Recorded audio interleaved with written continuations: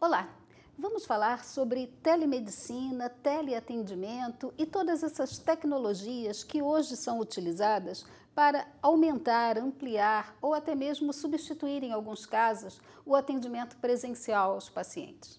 É importante entender que a telemedicina no Brasil, ela é regulamentada por uma portaria, por uma resolução, na verdade, do CFM, de 2002. De lá para cá, até houve uma tentativa do CFM de fazer uma alteração, incorporando outras práticas à telemedicina no Brasil. Essa alternativa surgiu de verdade, se concretizou com o caso da pandemia do Covid-19. A partir daí, por uma resolução do CFM, apoiada por uma resolução também do Ministério da Saúde, se tornou possível fazer, durante o período de pandemia, esse atendimento não presencial aos pacientes. Em abril, foi sancionada pelo presidente da República uma lei que estabelece o uso de telemedicina no Brasil durante o período de pandemia.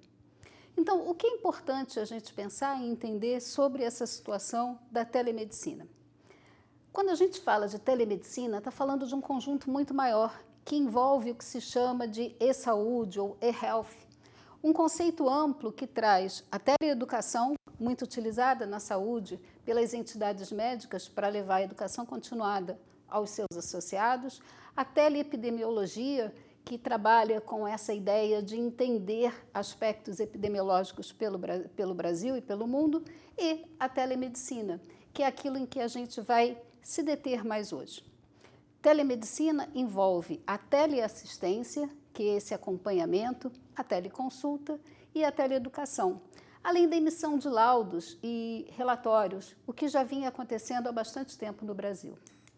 Quando a gente fala de usos da telemedicina na questão do atendimento, a gente precisa entender que está se falando em fazer um atendimento não presencial.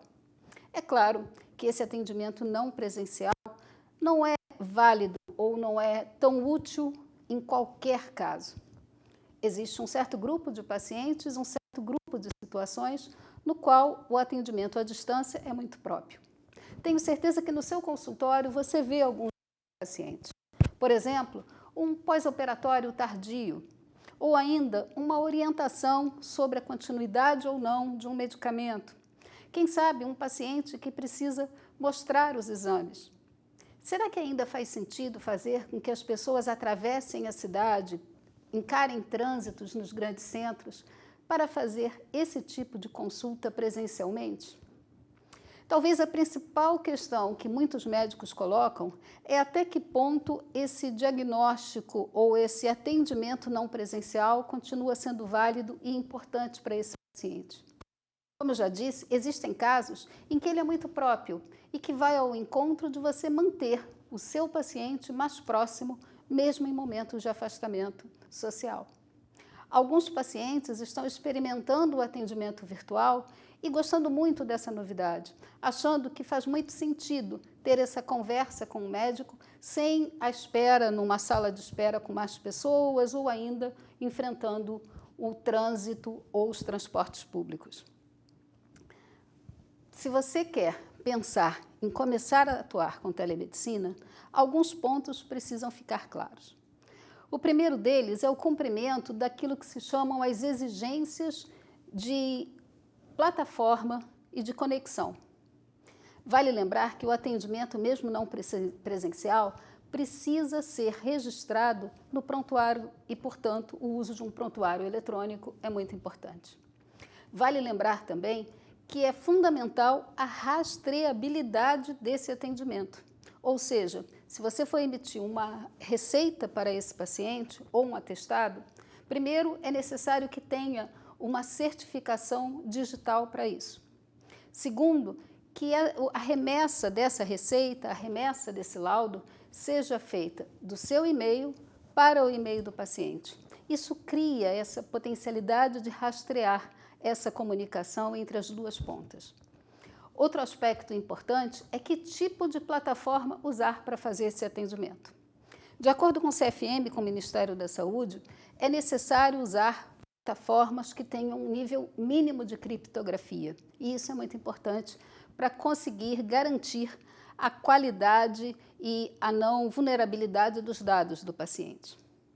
A resolução, quer dizer, na verdade a lei assinada pelo presidente, não coloca esse ponto como fundamental.